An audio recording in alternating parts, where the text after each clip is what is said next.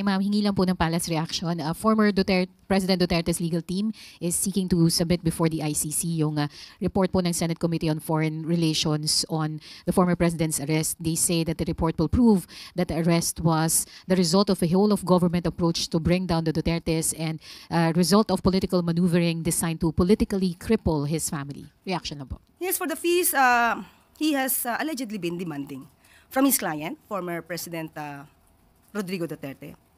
He should do better than that. He should concentrate on his defenses. He should concentrate on the allegations and admissions of the former president of his killings and that he ordered the killings of some people in relation to war on drugs. And he also admitted that he will double the EJK killings once elected as a mayor. He should concentrate on that. That is supposed to be part of his defense for his client. He should also remember that this case was filed as early as 2017. So wala pa po si Pangulong Marcos, ang administrasyon na ito, para po ibintang ang mga ganitong klase sa kasalukuyang administrasyon. So dapat mas pagbutihan pa po niya ang pag-research ng kanyang mga facts para po hindi po siya maligaw. So ibig sabihin ma'am, wala po kayo nakikita na weight na maibibigay itong report ng Senate Committee on Foreign Relations sa ongoing case ni dating Pangulong Duterte? Baka maging negatibo pa po sa kanila. Bakit po? Kung makikita po siguro ang pag-iimbestiga doon at makikita kung paano ito ginawa, siguro hindi naman po bulag ang ICC judges para makita kung ano ba talaga yung maaaring naging katotohanan dito. Maraming salamat po. Thank you, Pia. Next is Alvin Baltasar, Radyo Pilipinas.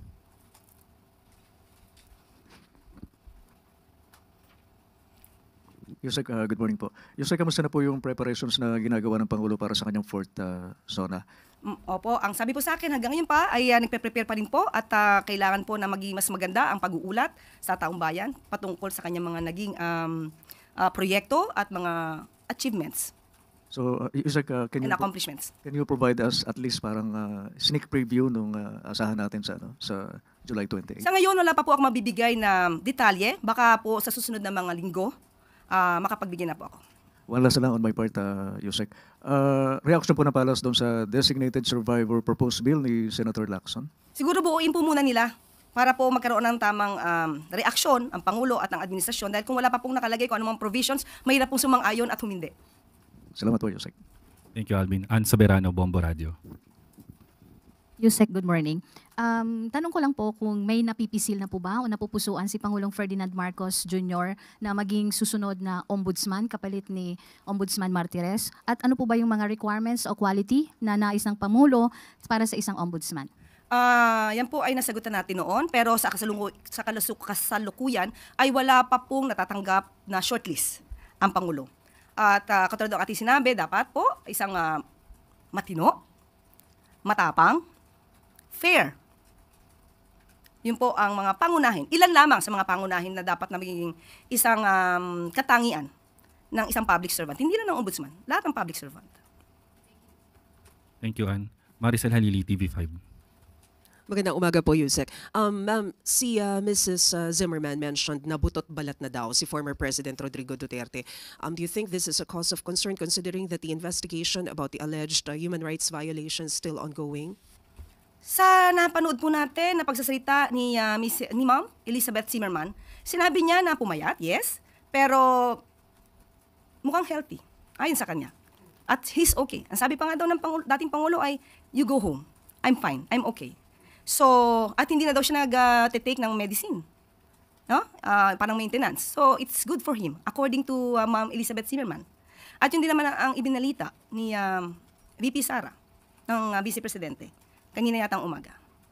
So, saka mas maganda po talaga na natitignan naman po ang kanyang kalusugan doon mismo sa Dahig. So, hindi naman po pababayaan ang Pangulo, ang dating Pangulo doon.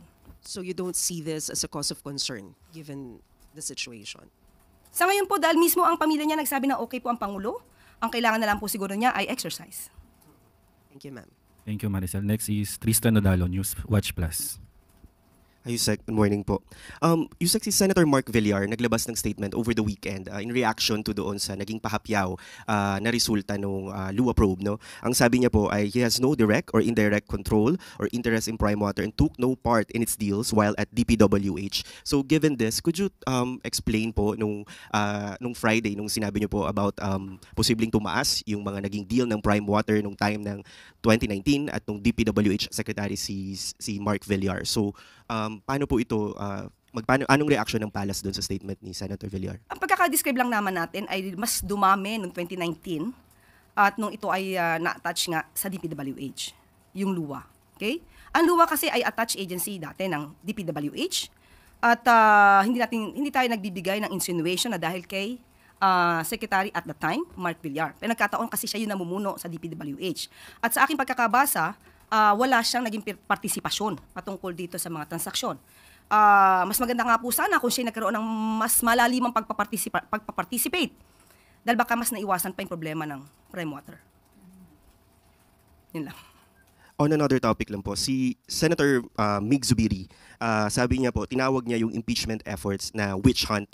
Ang sabi niya po kasi it is aimed at removing Vice President Duterte from the 2028 race dahil po yung survey lead. Ang sabi pa nga po niya ay they want to remove her from public service para yung iba makaupo, mawawala ng kandidato na kalaban pagdating sa halalan ng 2028. At natanong rin po ito kay Vice President Duterte sa The Hague. Ito lang po kasi nandun po siya at nag-agree nga po siya na ito ay isang witch hunt. Ano po ang reaksyon ng Palace? Unang-una wala po tayong kinalaman sa anumang mangyayari sa impeachment trial. Pero bilang isang Senator Judge, mas maganda po, tama po yung dating sinabi ni Senator Chis Escudero na umiwas sa ganitong mga klaseng mga pananaw. Dahil minsan nakikita kung saan sila kumikiling. Unang-una, witch hunt ang sinasabi nila tungkol sa impeachment trial, ni hindi pa nga po nakakapag-start ng trial. So parang isang judge na nagsabing hindi na siya guilty, habang hindi pa dinidinig ang anumang ebidensya. So kung may mga ganun po ba, dapat po bang mag-inhibit na yung mga senator judges na may kinikilingan? Hindi dapat mag-inhibit. Pakita na lang nila sa tao kung paano sila kumilos at gumalaw para sa taong bayan. Thank you, Tristan. Next is Kenneth Pasyente, PTV4. Hi ma'am, good morning. Ma'am, balikan ko lang po yung naging ulat nyo sa Labor Force Survey. Kunan ko lang po yung kung ano po yung reaksyon ng palasyo sa development na ito at ano po sa tingin nyo yung mga naging hakbang ng pamahalaan para maabot po yung ganong resulta. Yes, syempre po, masaya po at malugod na tinatanggap po ng Pangulo ang pag-uulat na yan dahil nakikita po natin ang pagporsigi ng administrasyon para mabigyan ng magandang trabaho ang mga kababayan natin. Sa ating mga pag-uulat ng mga nakaraang araw, marami po talaga tayo na ibigay na job affairs, na conduct ng job affairs para to talaga sa ating mga kababayan. At pagpupursigihin pa, hindi ito natatapos dito. Kumbaga, hindi ito para magpunyagi. Kailangan mas maganda pa ang ipakita ng administrasyon para makapagbigay pa ng mas maraming trabaho sa ating mga kababayan. Thank you. Next is Eileen Taliping, Abante. Good morning, ma'am. Ma'am, doon sa sinabi ni Senator Zubiri na ang Pilipinas ay valedictorian na sa online gambling. Ano po anong reaksyon ng palasyo dito at ano ang magagawa ng ehekutibo habang nag-aantay tayo ng batas para mapatigil ang mga ito? Katulad po na sinabi natin kahapon na meron nga pong proposal ang DOF patungkol po sa pagpatataas ng tax at yan po ay aaralin at sabi nga po natin din kahapon, ang Pangulo po ay nakikisimpatya sa mga pamilya na nabibiktima ng ganitong klaseng gambling dahil po yung ibang kanilang mga kasama sa bahay ay nagiging gumon sa pagsusugal. So yan po ay tinitingnan din po ng Pangulo para po mas maganda po ang maging polisiya pagdating po sa online gambling. Follow up, ma'am. May magagawa po ba ang ehekutibo, especially yung mga agencies na involved dito, kung pwedeng ma-regulate yung mga social media influencers na nagpo-promote ng online gambling? Pag-aaralan po yan dahil baka sabihin naman nila, nako, ang freedom of expression na naman ang sinasawata natin dyan. So pag-aaralan po lahat yan at mabigyan ng tamang direksyon at judgment on that matter.